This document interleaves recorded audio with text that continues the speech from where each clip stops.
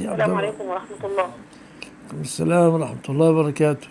بارك الله فيكم يا شيخ. وفيكي. متى؟ احذفوا عبد الرحمن بسميه. عندي سؤالين. اتفضل. السؤال الأول، هي بنتي متخرجة من هندسة وعايزة تدي كورسات أونلاين بصوتها، هل هذا يجوز؟